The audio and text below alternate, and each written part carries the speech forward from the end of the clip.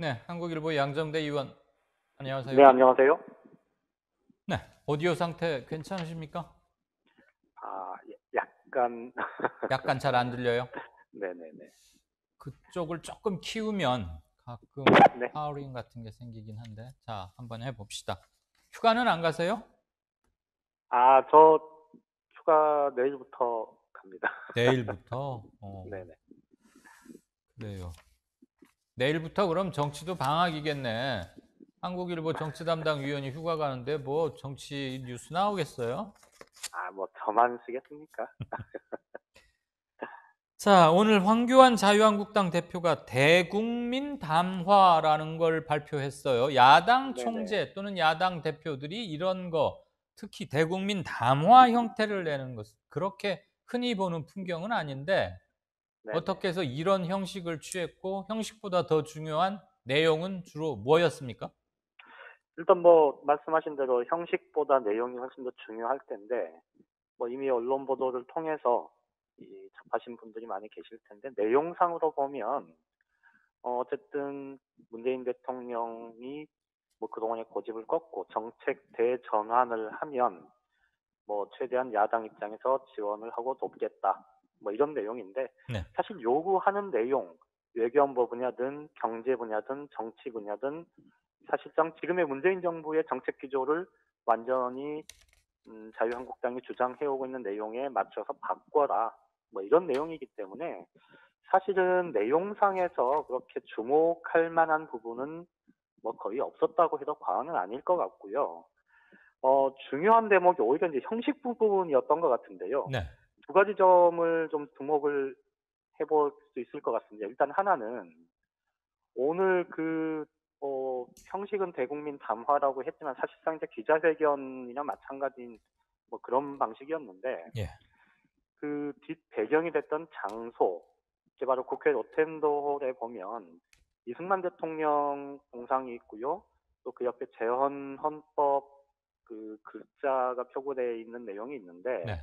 이제 그걸 배경으로 해서 오늘 대국민 담화를 발표를 했고요. 이 점은 사실 최근에 이제 반일 종족주의라는 책이 음. 논란이 되면서 그 대표 집필했던 그 저자들이 이승만 학당이라는 곳에 소속돼 있다는 것도 이제 많은 분들이 알게 네, 되셨을 이영훈 씨가 텐데, 뭐 거기 교장이고 그러죠. 그렇죠. 그런데 그 이승만 학당이라는 곳이 주로 이제 뭘 하냐면 이렇게 뭐 쉽게 얘기하면 시민 정치 교실 뭐 이런 비슷한 것들을 계속 운영을 하는데 거기서 얘기하는 것들이 이제 그동안에 어 뭐 기승전 반공, 또 음. 기승전 이승만, 기승전 박정희 뭐 이런 정도라고 보시면 될 텐데 예. 어쨌든 이승만 대통령의 형상을 배경으로 해서 이렇게 황교안 대표가 뭔가 얘기를 하고자 했다는 건 결국은 야권 지지층, 보수 지지층에 뭔가 메시지를 던지고 싶어 했다. 이제 이렇게 볼 수 있을 것 같고요. 또 다른 형식 하나 좀 논란이 될 수도 있는 문제인데 사실은 보통 보면 내일 이제 문재인 대통령이 지금 8.15 경축사가 예정이 돼 있지 않습니까? 내일이잖아요, 내일. 그렇죠. 대통령의 경축사라는 건 특히 이제 8.15 경축사 지금 한일 갈등의 와중에 이러면 그것이 갖고 있는 무게감 그리고 이것이 던져줄 대내외적인 메시지 이런 것들이 있는 것 아니겠습니까? 네. 그런데 그 하루 앞서서 야당 대표가 이렇게 기자회견 혹은 대국민 담화 이런 형식을 통해서 현 정부의 정책을 180도 뒤집어야 한다라고 주장을 하는 그런 형식의 담화를 가졌던 건 그 자체가 갖고 있는 또 정책인 메시지가 있을 겁니다. 그러니까 어떻게 보면 좀 과하게 얘기하면 지금의 야당 대표 혹은 지금의 제1야당 현 정부 현 대통령에 대해서 뭐 무게를 싣지 않고 있다는 걸 상징적으로 보여주는 그런 효과도 노린 것 아닌가 싶습니다. 그렇죠.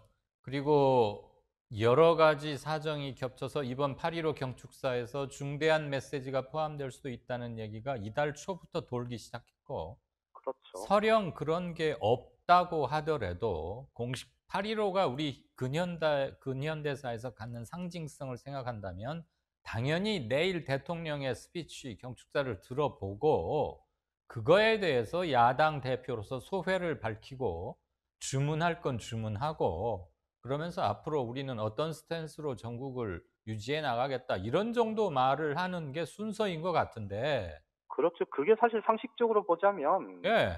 정치라는 거에도 사실 금도라는 게 있는 것 아니겠습니까? 이건 정치 그런데 도의의 문제잖아요. 그렇죠. 일반 뭐 평의원 정도 음.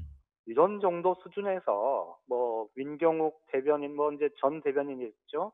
예. 뭐 워낙 뭐 말도 안 되는 얘기들을 많이 해 왔는데 이제 사실 평의원 수준에서 그런 얘기를 한다는 거는 어떻게 보면 뭐 다소간의 일탈 정도로도 그냥 대충 봐줄 수는 있는데 다른 누구도 아닌 제1야당의 대표가 이렇게 대통령의 8.15 경축사를 하루 앞둔 그 상황에서 이 현 정부의 정책 기조를 완전히 부정하는 네.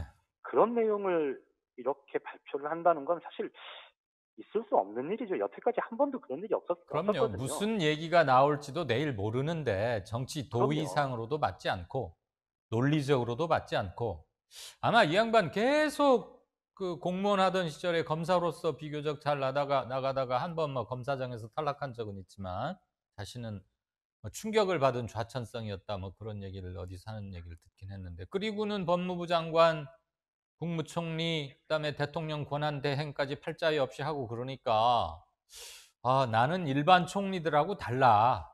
법무부 장관하고 다른 건 말할 필요도 없고 그러니 나 정도면 대국민 담화문 정도는 내도 돼.'라는 묘한 엘리티시즘이나 이런 게 있는 게 아닌가 싶기도 하고 아무튼 참 연구 대상 대표님 같습니다.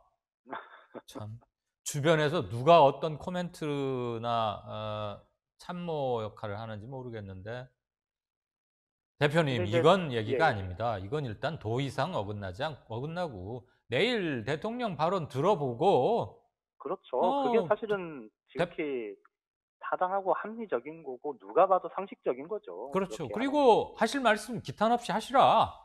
그럼 되는 거지. 무슨 큰아버지 제주가 제사를 집례하는 사람이 말하기도 전에 저 작은 삼촌이 나와 가지고 뭐 상이 어떻느니 아버지 사진이 어떻느니 뭐 충문이 뭐가 어땠느니 뭐 그런 꼴 아니에요?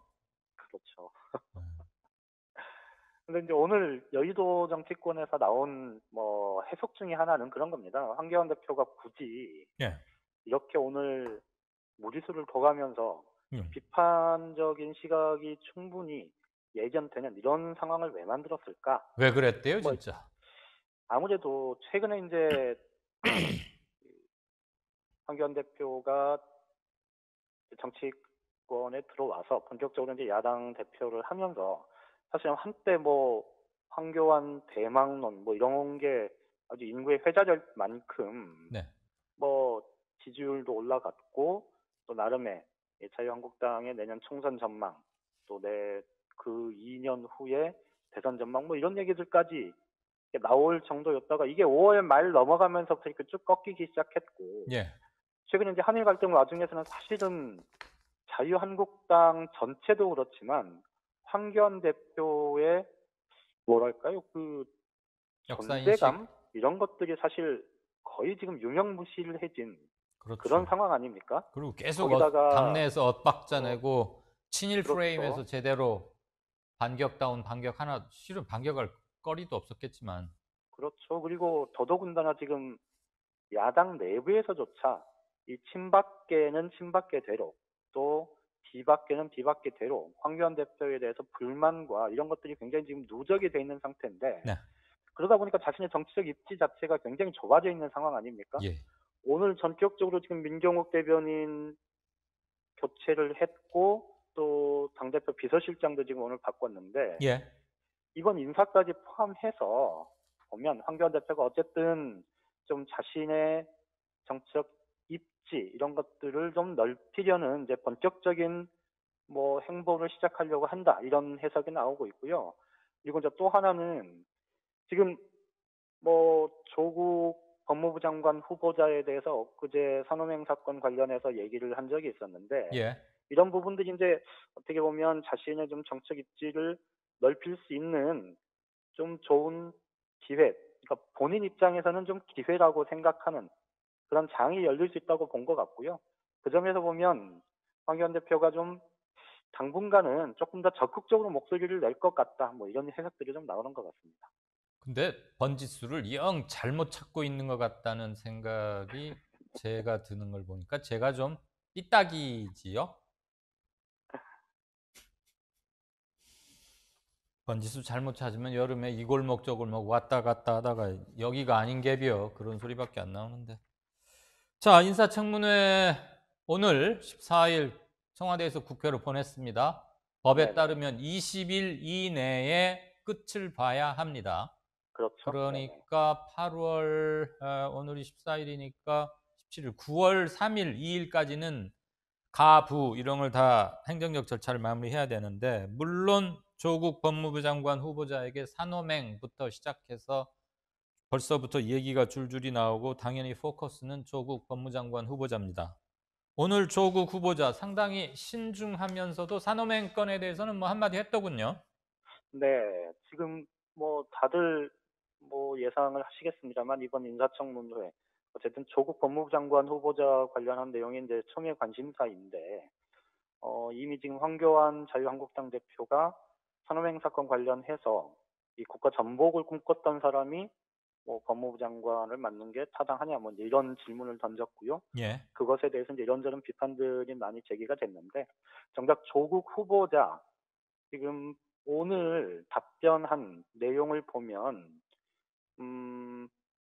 이게 그동안에 이제 조국 후보자가 민정수석에 있을 때 그리고 민정수석을 마치고 이 학교로 돌아와서 이 페이스북을 통해서든 이 자신의 입장을 얘기할 때 굉장히 좀 단호하고 또 굉장히 강경한 그런 입장으로 일관을 해왔지 않습니까? 네.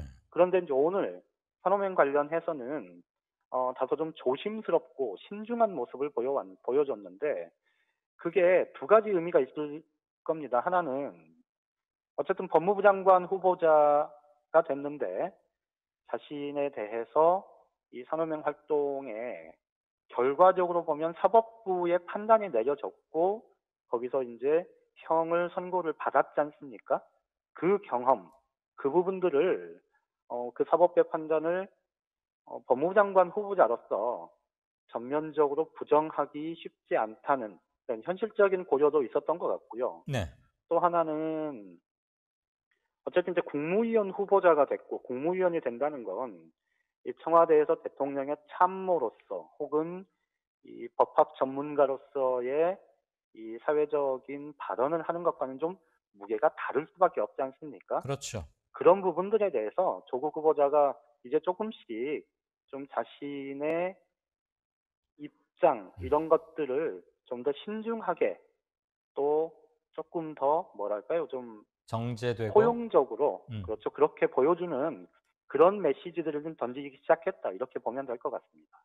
대통령 스텝과 국무위원은 일단 격도 다르지만 역할도 다르고 그렇죠 역할이 다른 거죠. 네. 그리고 뭐 유고시에 무슨 순서 이런 서열도 다 정해져 있고 네, 공식적으로 정부의 입장을 대변하는 구성원 멤버 중에 하나가 되는 것이고 스텝은 말 그대로 대통령이 종합적인 판단을 하기 위해서 여러 가지 정보를 여러 가지 팩트를 가감없이 전달하고 때에 따라서 코멘트를 덧붙이는 정도니까 네, 네, 역할이 일단 다르고요.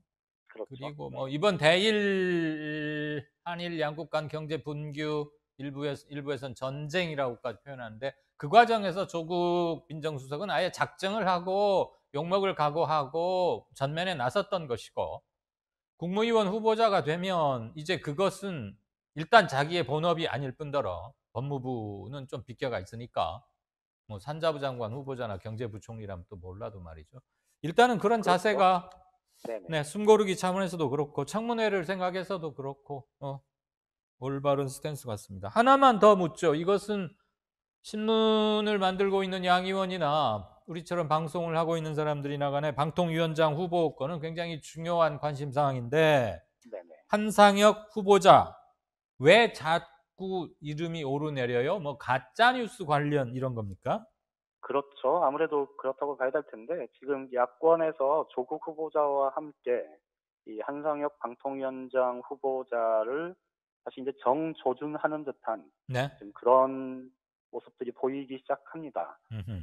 어, 한상혁 후보자가 방통위원장 이제 그 후보자로 내정이 된 다음에 이 언론과의 인터뷰에서 이 가짜 뉴스와 관련한 몇 가지 이 언급들을 한 게 있습니다. 그 중에 예. 대표적인 게 지금 이제 가짜 뉴스가 이 뭐 쉽게 얘기하면 도를 넘어섰다. 혹은 이 법의 테두리에 보호를 받을 수 있는 범위 바깥에 있는 내용들이 있다. 이제 음흠. 이런 얘기를 하면서 네. 이 가짜 뉴스가 갖고 있는 위험성 이런 것들을 이제 적극적으로 얘기를 했고 어떻게 보면 통제 내지는 제어 뭐 이런 부분들 이럴 가능성에 대해서 이제 언급을 한 게 있는데요.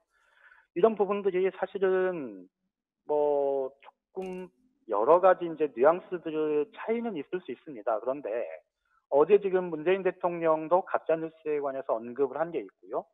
또 이전에 법무부에서 이 가짜 뉴스와 관련한 단속 뭐 통제 이런 부분들에 대해서 입장을 발표를 한 게 있고 지금 집권 여당인 더불어민주당 내에도 가짜 뉴스 대책과 관련한 특위가 지금 운영이 되고 있지 않습니까? 예.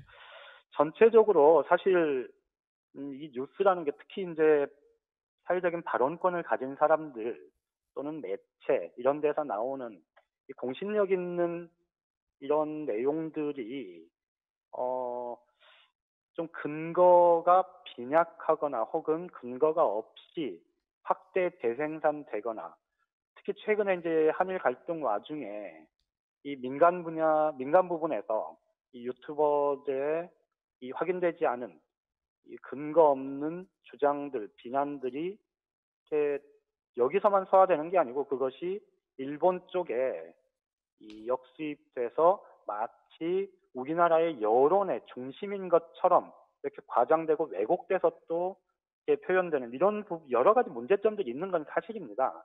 그래서 이제 이 가짜뉴스 부분에 대해서 이게 법적인 보호와 테두리 이런 부분들을 어디서 어떻게 설정을 할 건가는 굉장히 중요한 문제가 될 텐데 네.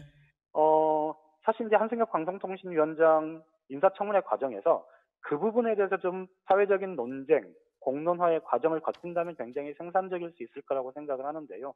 다만 지금 자유한국당에서 타겟으로 삼고 있는 게 결국은 가짜뉴스 얘기를 정부 여당 혹은 여권의 핵심 관계자들이 얘기를 하고 방통위원장이 그거를 제도적으로 이 악용을 해서 결국은 정부의 비판적인 여론에 대가를 물리려고 하는 네. 거다라는 선언적인 규정을 짓고 공세적인 공격 일변도로만 나간다면 이건 사실 굉장히 좀 정치 공방 수준을 벗어나기는 어려울 것 같은데 어쨌든 이 가짜뉴스와 관련해서는 조금 더 신중한 사회적인 공론화의 과정이 반드시 좀 필요하지 않나 그런 생각이 듭니다. 예, 걸러질 건 걸러야죠.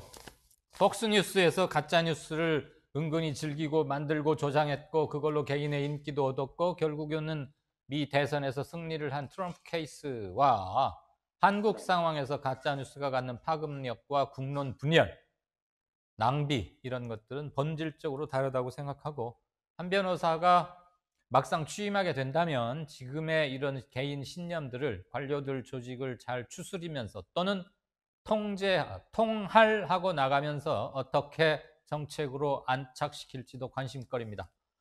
잘 들었습니다. 네, 고맙습니다. 내일부터 휴가시라고요? 네네.